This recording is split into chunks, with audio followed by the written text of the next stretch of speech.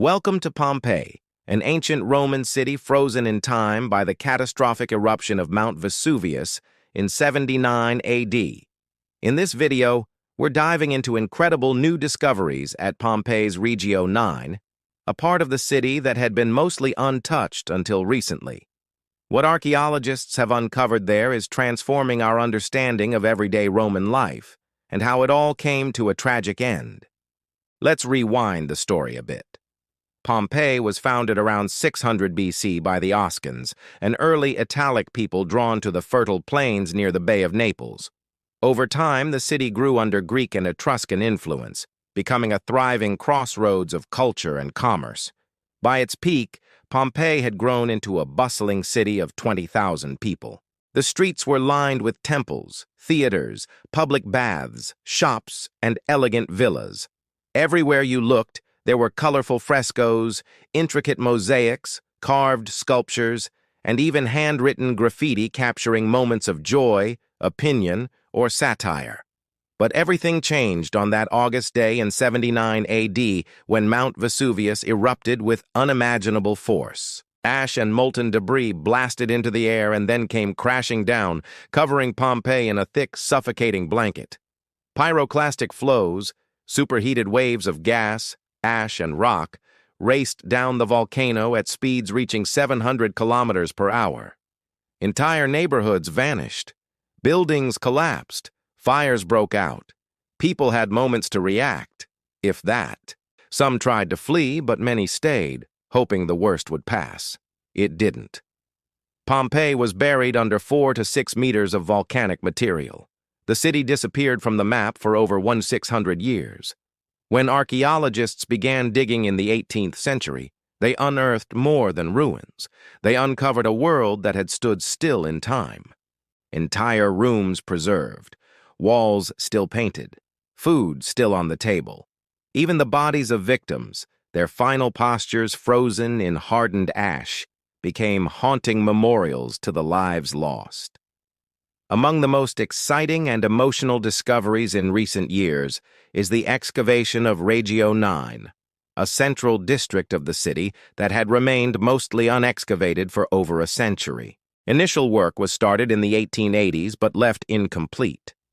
That changed in 2017 when a new archaeological campaign took on the challenge of fully exploring Insula 10, one of the residential blocks in Regio IX.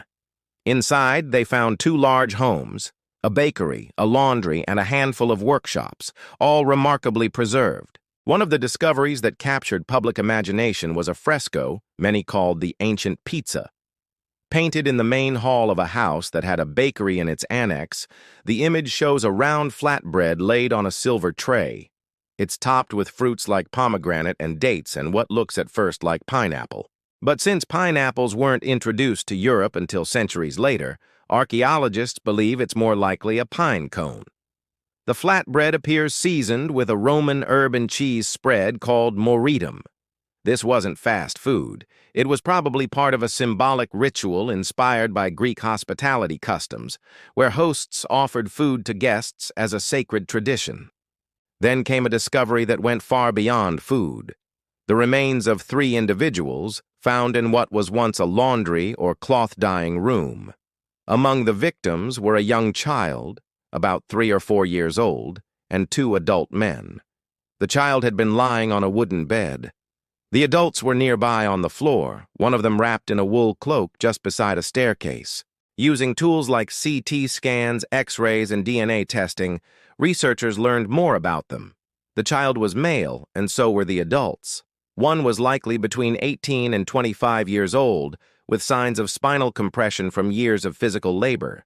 The other was older, around 30 to 40, with a sturdier build and even remnants of a beard. DNA results showed the 2 men weren't related, and unfortunately, they couldn't retrieve usable DNA from the child. So who were they? The setting suggests a few possibilities. Maybe the adults were workers, and the child belonged to a wealthy family that owned the business. Or maybe all 3 were customers caught in the wrong place at the wrong time. Either way, their final resting place, a utilitarian room used for washing and dyeing cloth, adds a deeply human layer to the story of Pompeii destruction. They weren't kings or generals. They were people. People with names, routines, and loved ones, lost forever to ash. Not long after the remains of those 3 victims were found, excavators made another remarkable discovery: 2 stunning frescoes inside the atrium of a house that featured its own adjoining oven. These weren't just decorative pieces, they were vivid, mythological scenes painted with incredible skill and color. One fresco depicted the sea god Poseidon and the nymph Amymone, one of the daughters of Danaus, king of Argos. It was the kind of artwork meant to impress guests and signal the owner's cultural sophistication, maybe even a nod to Greek ancestry or alliances. But even more fascinating was the surrounding evidence of life interrupted. In that same house, researchers uncovered charred remains of wooden furniture, a chest and a table burned black by fire. The blaze likely started from the oven, which was still operating when the eruption struck. Think about that. The house was in full use. Someone had just baked bread. Maybe the family was preparing for a meal.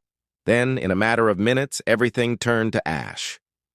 This kind of detail is what makes the Regio IX discoveries so powerful. They don't just show ruins, they show stories. Pieces of normal life frozen mid-motion, a loaf of bread still warm from the oven, a cloak someone wore while trying to escape. A fresco that once symbolized welcome and wealth, now surrounded by ash and silence. And yet, as we zoom out from Regio IX, it's important to remember that Pompei wasn't a small village. It was a full-fledged city divided into 9 major districts, or regiones, each with its own unique character. Regio IX may be getting the spotlight now, but it was only one part of a larger urban puzzle. Take Regio I, for example. It was the oldest and smallest of the districts, tucked in the northwest corner near the city wall and the Vesuvian Gate. This area was home to some of the most elegant residences in all of Pompeii, opulent villas with stunning mosaics, intricate sculptures, and vibrant wall paintings. It was clearly a neighborhood for the elite. Regio IX, by contrast, sat in the northeast, close to both the Nola and Herculaneum gates. It was designed more for public life, featuring grand entertainment venues, schools, and sports arenas that could hold thousands of spectators. Plays, concerts, and athletic events were central to the city's cultural rhythm here. While Regio I was private and refined, Regio II was public and performative. Then there was Regio III, a modest corner of the city where daily life hummed in quieter tones. Located near the Nola Gate, this area had simpler homes, still artistic in their own way, with clever touches like philosophical graffiti, medical tools, and puzzles carved into walls or doorposts. It was also a place of commerce, dotted with workshops, markets, and local taverns. You get the sense that this was a neighborhood of small business owners, artisans, and tradespeople. Regio IV, on the southeastern side near the Stabian Gate, played a different role. It housed many of Pompeii's most iconic public buildings, including the Grand Forum, the Basilica, the Temple of Jupiter, and the famous Stabian Baths. If you were walking the streets of Regio IV in the early morning, you'd see public officials heading into meetings, vendors setting up stalls, and locals gathering at the baths to socialize, gossip, or just soak in the steam. Each district had its own voice, its own rhythm. Together, they made Pompeii not just a city, but a living, breathing organism. And yet, even within that rich structure, Regio IX stands out now because of what it's revealing in real time. Archaeologists are continuing to dig, scan, and preserve as they work through the untouched layers of Regio IX. Every fresco, every footprint, every charred beam tells a story that had been silent for nearly 2,000 years. And while Regio IX contains evidence of wealth and refinement, it also holds traces of the working class, the bakers, launderers, and laborers who kept the city running. That mix makes it unique. It captures both luxury and labor, celebration and tragedy, in a single neighborhood. We often think of ancient Rome in terms of marble temples, togas, and emperors. But places like Regio IX remind us that most of Roman life, just like life today, was made up of simple, everyday things: baking bread, folding laundry, hosting guests, decorating homes. These new discoveries invite us to see the past not as distant or mythic, but as surprisingly familiar. That familiarity, those quiet moments captured in volcanic ash, is what makes Pompeii so haunting. And Regio IX, more than many other districts, is delivering those moments in abundance. It's not just the big discoveries that matter, the skeletons, the frescoes, the grand villas. It's the little things, too. A child's bed still intact, scorch marks on an oven, the impression of fabric caught in ash. These fragments help us see a more complete picture of what life really looked like in a Roman city just before disaster struck. The contrast is part of the magic. You have scenes of refined artistry next to signs of backbreaking labor. That same house that had elegant frescoes and a silver food tray was also part of a functioning bakery, maybe even a family-run business. The man with the wool cloak, was he the owner of the laundry or a customer? Was the child his son, or a servant's child who had come along for the day? The ash doesn't tell us everything, but it gives us enough to imagine, to wonder, to feel the echo of lives once lived. Even the architectural layout of Regio IX reveals a great deal. Unlike some of the wealthier districts with clear residential zoning, this area seems more mixed. Domestic spaces bleed into commercial ones. Living rooms sit beside ovens and workbenches. In one home, you might have a grand dining area, and just down the corridor, a utilitarian space for preparing fabric dyes. That kind of multifunctional layout suggests that homes and businesses weren't always separate. People lived and worked under the same roof. This makes sense when you consider how densely populated Pompeii was. With around 20,000 inhabitants packed into a walled city, space had to be used efficiently. Families often adapted their homes for income, turning a corner room into a shop, renting out upper floors, or running small-scale trades from courtyards. Regio IX seems to showcase that kind of ingenuity. It was a place where daily survival and social status coexisted in close quarters. And then there are the public aspects of the district. While much of Regio IX was residential or semi-private, it also had shared infrastructure, laundries, bakeries, small taverns that served the local community. These businesses were essential to life in Pompeii. The Folonica, for instance, wasn't just a laundry. It was part of a complex economy where urine was collected for ammonia. Cloth was dyed and sold, and enslaved or low-paid workers labored day after day to keep garments clean and bright. The same goes for the bakeries. These weren't rustic kitchens. They were industrial-scale operations. Each had stone mills for grinding grain and massive ovens that could churn out hundreds of loaves. In one famous case from another part of the city, archaeologists found carbonized loaves of bread still intact in an oven with the baker's stamp clearly visible. That gives you a sense of how organized and productive these spaces were.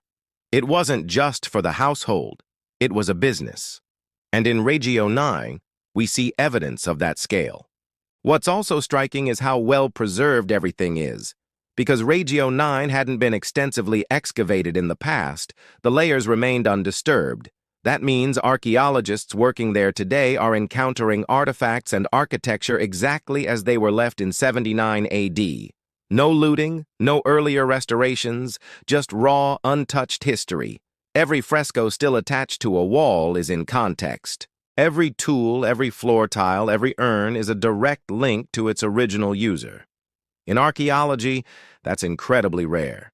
And yet, despite all this richness, Regio IX isn't an isolated discovery. It is part of a broader story, a citywide canvas where each district tells a different version of the same day. When Vesuvius erupted, it didn't care about neighborhood boundaries. Ash fell on the rich and poor alike. The same clouds that rolled over the villas of Regio I swept through the alleys of Regio IX. And so, as we look at these new findings, we were not just uncovering details, we re-stitching together the bigger narrative of Pompeii as a whole. That's why understanding how the city was organized is so crucial. Each regio had a personality. Some were administrative centers, Others were entertainment hubs. Some were filled with temples and shrines, while others buzzed with artisans, street vendors, and bathhouses. Regio IX adds a unique chapter to this diversity. It shows us a slice of Roman life where domestic intimacy, economic activity, and artistic expression all existed within arm's reach. It also forces us to think about the people who lived there, not as statues or symbols, but as human beings. People who worried about debt, who argued over dinner, who worked long hours and found brief moments of joy under painted ceilings. The discoveries at Regio IX aren't just archaeological, they're emotional. They remind us that ancient history isn't abstract. It's full of real people whose stories ended suddenly but whose lives still speak. Now let us step back and look at how Regio IX fits into the broader structure of Pompei's 9 districts. Each regio was more than just a geographical slice. It had a distinct identity shaped by its buildings, residents, and daily rhythms. Understanding those personalities helps us appreciate just how diverse life in Pompeii really was. Take Regio IX, for example. This mid-sized area in the southern part of the city sat near the Porta Marina and the Sarno Gate. It was primarily residential, but the homes here ranged from modest to grand. Some were remarkably well preserved, like the House of the Orchard, which gets its name from its beautifully painted garden walls, and the House of the Gladiators, likely connected to the city's thriving arena culture. There's also the House of the Cryptoporticus, which had underground passageways designed for cool storage or private access. These buildings suggest a neighborhood of wealth but not extravagance, an upper-middle-class feel perhaps. Regio VI, on the other hand, blended private homes with significant public structures. It included the Temple of Fortuna Augusta, dedicated to the goddess of fortune and tied to the imperial cult honoring the emperor. Right nearby were the Forum Baths, one of the best-preserved public bathhouses in the entire city. These weren't just places to clean up. They were community centers where people relaxed, networked, and socialized. They even had sophisticated heating systems and cold plunge pools. It's another reminder that Roman urban planning wasn't just about survival. It was about comfort, status, and civic pride. In Regio VII, you find more modest living quarters.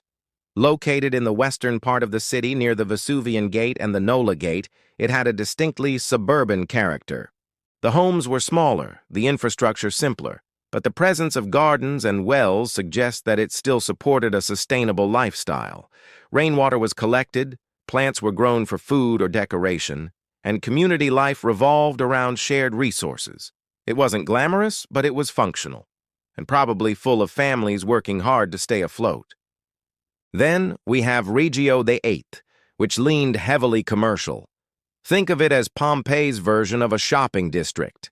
Here you'd find workshops, storefronts, and taverns crammed along narrow streets. If you were in the mood for a drink, you might visit the Inn of Salvius. Need bread? The bakery of Papidius Priscus was just around the corner. These spaces were essential for the city's economy and social life. They were noisy, busy, sometimes chaotic. But they were also where information traveled, deals were struck, and friendships were made. Finally, we return to Regio IX, which now stands as one of the richest archaeological zones in terms of insight. What makes it so compelling is how it balances the elegance of Regio I with the working-class hustle of Regio VIII. You can walk into a room with a stunning fresco, then step into an adjacent space where cloth was dyed or loaves were baked. The physical proximity of beauty and labor is striking.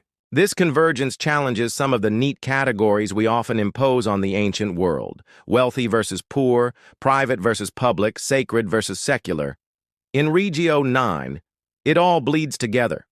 The same homeowner who admired mythological gods on his wall might have managed employees, operated ovens, or made commercial decisions in the next room.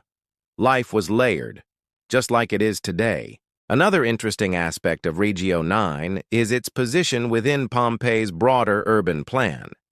Being centrally located, it was close to several key gates and roads. making it a strategic spot for both trade and movement. That centrality may explain why it was so mixed in character. The foot traffic alone would have made it attractive for businesses, while its accessibility made it a desirable residential area for families who wanted convenience and community.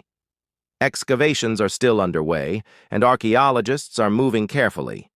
Unlike past centuries when digging meant rushing to uncover statues and treasure, today's teams focus on context. They want to know how spaces were used, how rooms connected, where light fell through a window, or how soot marks might show patterns of fire or cooking. Every fragment is mapped, every wall is photographed, every layer tells a deeper part of the story. Technology has played a huge role in this careful approach. Teams now use drones, LiDAR, and 3D modeling to digitally reconstruct buildings before physically touching them. Ground-penetrating radar helps them see what's buried without disturbing it. And once objects are found, they're scanned and cataloged, allowing researchers to simulate their original appearance with astonishing accuracy. It's slow, meticulous work, but it yields more complete histories. In the past, discoveries might have been rushed into museums or private collections, stripped of their context. Now, everything from floor plans to soil samples is preserved, studied, and, importantly, shared with the public.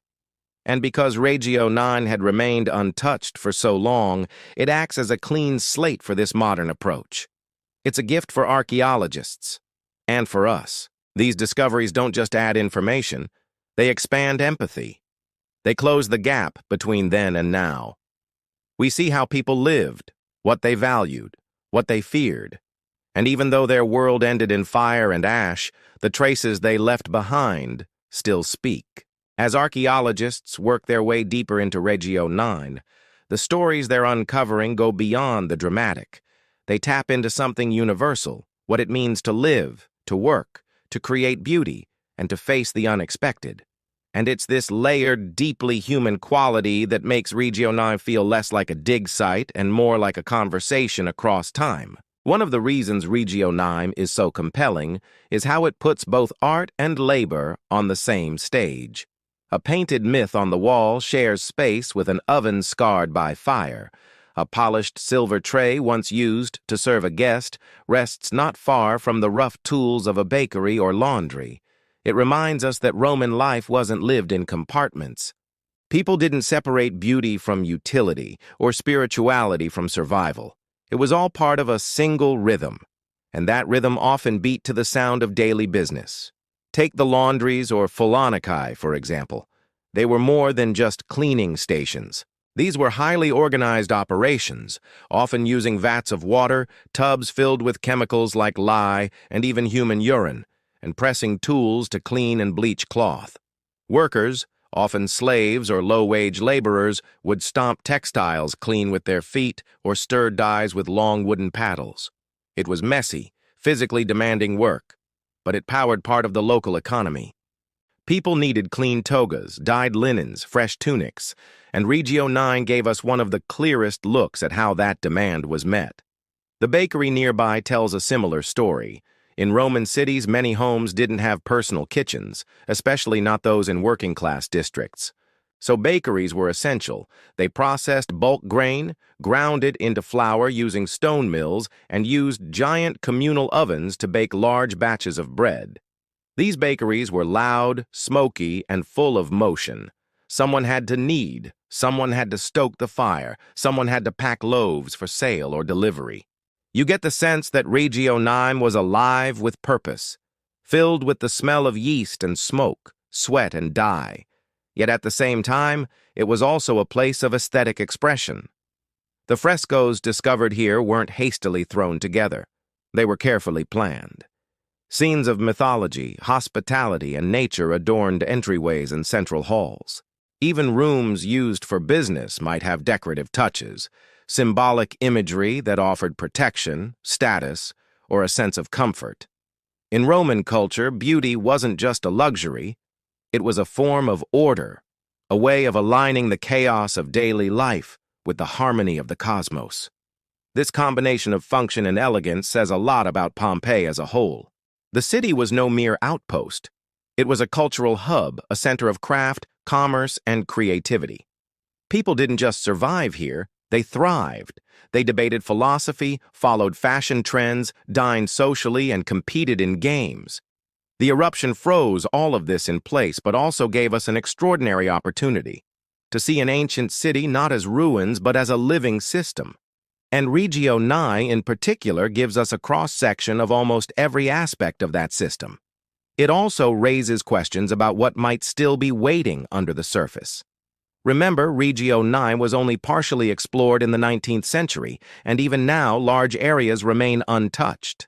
Every new trench reveals surprises, rooms no one knew existed, objects still in situ, footprints pressed into ash, forgotten courtyards, and sometimes the remains of people caught in their final moments. Some of these moments are almost unbearably intimate, the way a child's bed was left undisturbed, a cloak draped across the floor, a staircase leading nowhere. These aren't dramatic monuments, they're fragments of daily life, small but powerful. They remind us of how quickly everything can change, and how much we leave behind in the blink of an eye. But Regio IX isn't just a space of sorrow, it's also a space of connection, because as we uncover what people did there, how they worked, what they cooked, how they painted, we see ourselves. Not in a general way, but in the details. A shelf built for storage, a corner turned into a makeshift workshop, a hallway where sunlight fell just so. These aren't abstract ideas. They're patterns of living that still echo in our homes today. It's why Pompeii continues to resonate. It isn't just that the city was preserved, it's that it was familiar. The tools they used might look different, but the goals were the same: to earn a living, make a home, protect a family, find moments of peace or joy in the middle of it all. When you walk through Regio IX, or see the drawings, reconstructions, and casts, you're not just observing the past, you're brushing against it. Even now, as researchers prepare new areas for excavation, they do so with respect and patience, because they know that what's buried beneath the ash isn't just stone and plaster. It's memory, it's voice, it's identity. Every discovery in Regio IX feels like the city whispering back, offering a name, a gesture, a habit lost to time.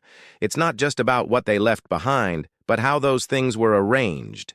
A bronze ladle near the hearth, a child's toy tucked into a storage jar, a wall scratched with graffiti, some humorous, some crude, some poetic.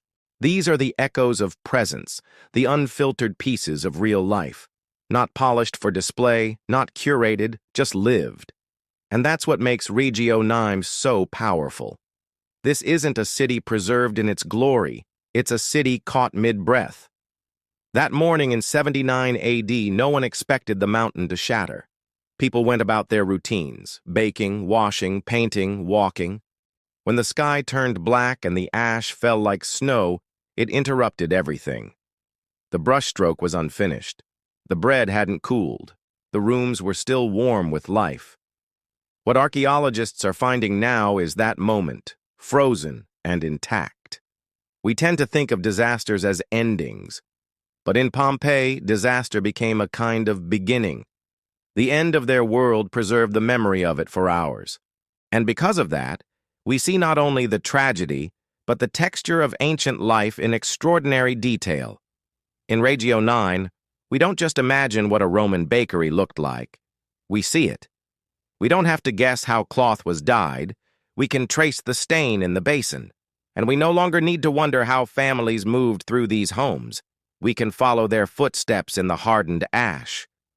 That kind of clarity is rare in archaeology. Most ancient sites have been disturbed by time, by weather, by looters, by centuries of repurposing. But Pompeii was sealed, entombed in an instant. That preservation makes it one of the few places where historians, architects, and scientists can cross-check each other in real time. You can compare the art on the walls with the inscriptions, the bones in the room with the tools beside them, the food remains in a pot with the layout of the kitchen. It's a complete ecosystem of evidence. And new technology is making that evidence even clearer. Researchers now use laser scanning, drone mapping, and digital reconstruction to explore spaces that would be too dangerous or fragile to enter physically. In Regio IX, this has allowed for incredibly precise mapping, down to the millimeter. It means archaeologists can digitally peel back layers, simulate room layouts, even animate what the space would have looked like at sunset. We're no longer limited to imagination. We can recreate, revisit, even walk through digitally restored homes and shops. This tech also helps preserve context. In archaeology, context is everything. Knowing where an item was found, how deep, how close to other objects, what layer of ash surrounded it, can tell you more than the item itself. A tool alone is just a tool, but a tool on a bench beside a broken pot and a fallen beam, that's a moment. That's a scene. That's history happening. Digital tools let us freeze those moments before they're moved, cataloged, or restored. And it's not just for professionals. These reconstructions are now shared with the public in museums, online platforms, even VR experiences.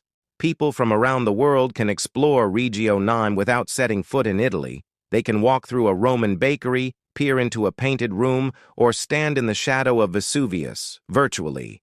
It's history democratized, and for many, that's the beginning of a lifelong fascination. But digital tools also raise an important question. How much should we restore? When does reconstruction help, and when does it replace reality with guesswork?